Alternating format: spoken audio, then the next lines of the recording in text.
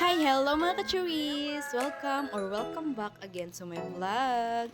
So for today's video is a day in my life and Rwanda with my sister and brother-in-law. Yes, maadto mi sa mong province because birthday mo na sa akong ate and ang gusto rin niya is simple lang. Mga ligumig dagat and magstay mi kadiyot sa among province. Mga 4 AM na siya guys, ni mata na ko pero natukog balik kay perti pandog pa pero kay laag man hala sige laban sa kaduka bangon today. So muna na siya guys, nabangon ako and after ana is nagpakit-cute sa ko sa akong mirror. And after that, may barog na ko kay mahipos na ko sa hidaanan and everything. Akong gikuha akong charger para ihipos ug isod sa bag ug nilingkod ug hinuktok tanaw man ka char. Barog na day ay pagduka-duka diha jay ug pagbarog na ko gikuha ko kong chinilas ug nigawas na ko sa kong kwarto paggawas na ako na silang gipampukaw ang akong ate ug kuya kay ako may nakaon na og mata. So pagkahuman ako pukaw nila after ana gikuha na ko akong bag para mo na og nako sa ubos and maka-prepare ug nigawas na ko ug pag naog na ko nag-prepare na ko hot water para maka-half bath. So, human akong half bath guys. And after ana is nag-ilis na ko, nag-prepare na ko. And after ana is na mainit na mi sa akong kuya og ate para mainitan ang among mga tiyan.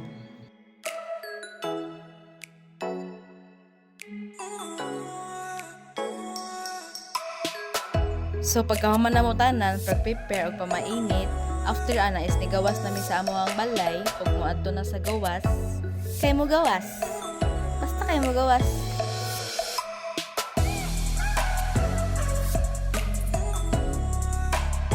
So, mga middle of the night pa jud mi nang lakaw guys kay nice bugod kay mabiyahe og kadlawon. So, padong na mi sa gawas guys and mauna si Lian og ang iyahang papa. And by the way, sa akong brother-in-law ko mo angkas kay dili man makakuyog ang ako igsuon iyahang wife kay naay work. Mauna ni ro ni trabaho gali para makalaag. Dili na noon makakuyog kay naay trabaho. Ha? Cherries, bitaw work well sis. So, mauna na siya guys, hayag-hayag na, ug mihunong sa mikadiyot kay nagpagas pa mo sila kay mudan og gasolina. Hala naman sa naman ni mura na mo ang kaani. Char. So, human namin paggasolina guys, ang nilakaw namin, ina namin dili kita.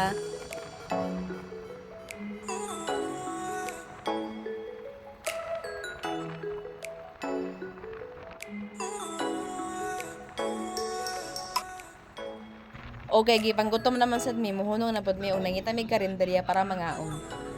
So, mamahaw.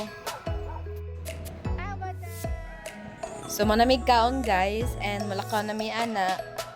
Og paglarga na mo hunong na sad kay na may problema ang motor ni Ian so ni hunong sa mi diri sa vulcanizing shop.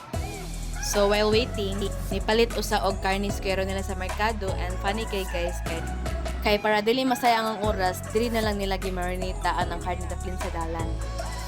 Para samtang gabiyahin ni, na marinate na daan ang karne. Aron igabot didto, diretso na luto ang sinugbang baboy.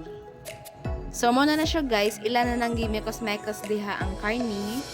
Gibutangan og tuyo, suka, limonsito, and Sprite and everything.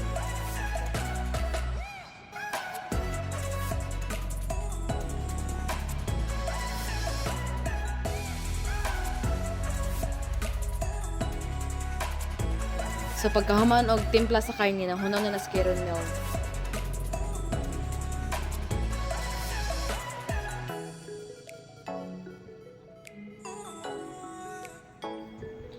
Og nilarga na mi guys og nanasad mi diri dapita and until naabot na mi sa Gesano Moalbual og hapit na mi guys and before mi moadto sa beach, nihapit usa mi diri sa 7-Eleven Moalbual kay nami gipalit something. So, here we are at the beach. Basda ko Moalbual Beach, diri sa may HK Beach Resort. So, this is Savilay. Savil! So, pagkahuman nila og parking, nisulod na miya na padulong sa sulod sa beach.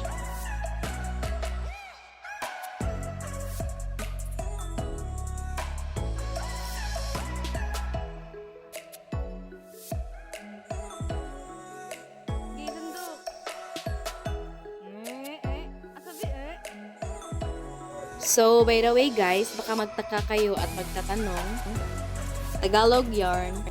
Yes, of course, para maintindihan ng lahat. Kasi this time, hindi naman kasi to weekend and weekdays ito. Because this day is Tuesday. Kaya hindi na lang namin sila inaabala ang aming ibang kapatid kasi may pasok sila at ang kanilang mga anak. Kaya kami-kami lang at biglaan lang din naman kasi ito. Gets nyo? Did you get my point? Charis!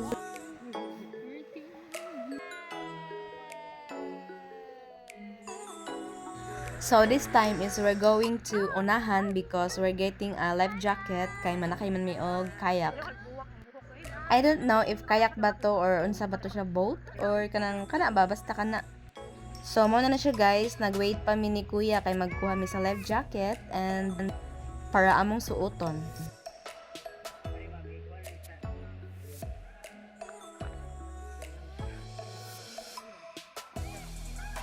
So we're done getting the life jacket and after ana is niadto na mi ana nila ni kuya kay manakay na mi.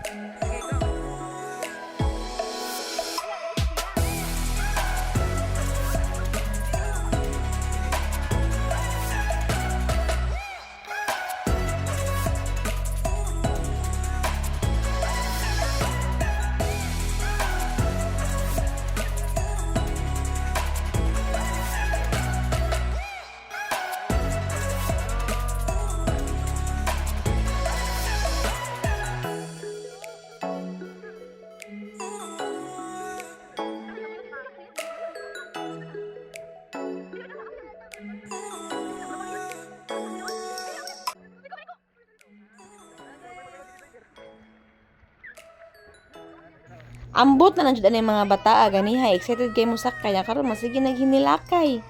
Ngano mo? Ay sos, ang batang gamay kay ganahan day siya mugunit sa bugsay.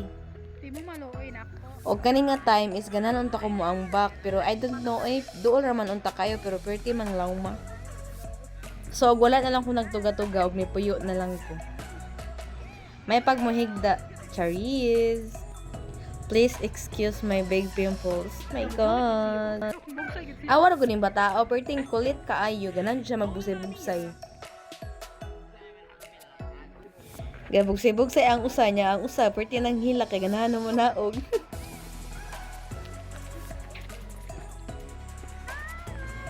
So kay nakanaog naman ko, sumauto ako ni ko si Isabel.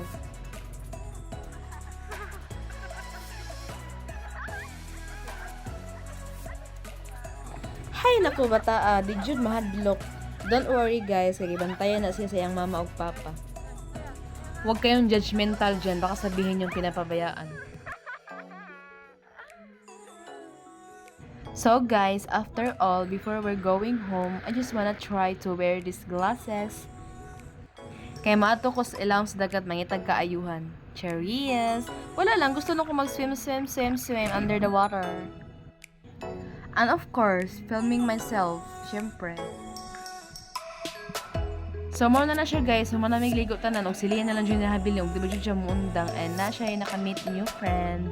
And after ana is nanguli na mi. Og nigawas na mi kay padulong namin manguli ana. And maunto na pag sa amo ang balay sa ronda.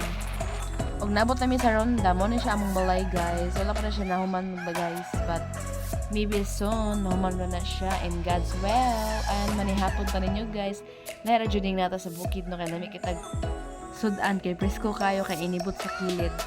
So mo na siya guys, padulong na kami matulog and mo na si Isabel, ang kulit-kulit, gibugno na iyang mama and tomorrow. So mo na siya guys, my sister take a video ni Lian and his dada because padulong man na sila sa kapilya guys, kaya naman na sila ipaliton sa unahan. Mo na yung kindahan diri sa province guys, perti pang layo. So, muna na siya guys, ninaog na mi, og giuban ako sa Isabel, kaya nagpainit mi, kauban sa iyahang tita nga masakiton. Cheers! And after ana is kami na ang niadto sa unahan, kaya nagipalit, pero nagsakay og motor. Kaya dili man dyan magpabili ng gamayan, kay mukuyog man dyan.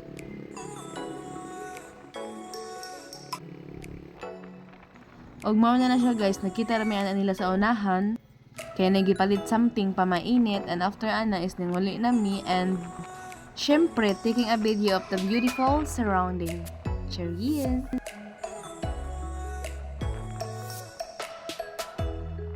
Og naabot nami og mao pasad ang pag-abot nila iyan, kay dili man sila mosakay sa among motor kay ganahan na sila maglakaw. And so mo na siya guys, later on pag human na magpamainit og ninaog na ni, and this is Lian. And this is my sister and her husband teaching her how to ride motor. And after that, gikan ko ana sa unahan ni palit og pagkaon para paniod to. Kay para mga na sad.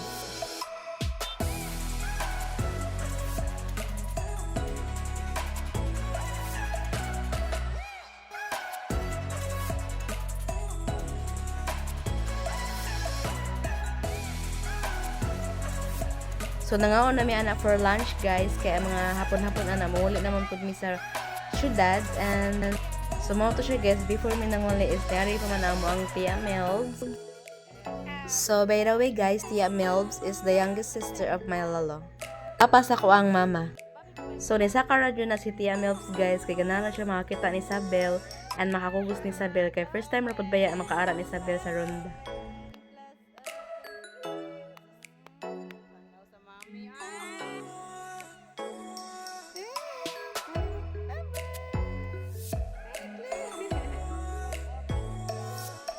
And so, we're going home.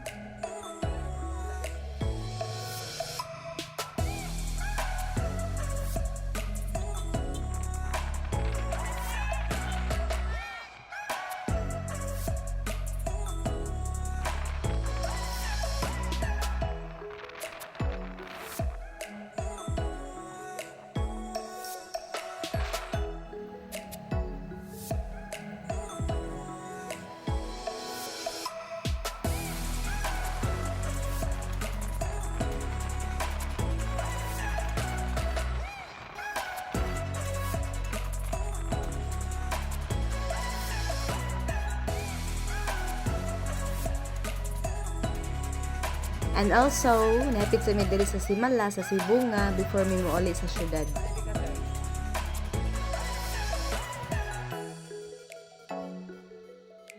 So, that's all for today's video mga ka-cheeries. Thank you for watching and see you soon. Bye! God bless!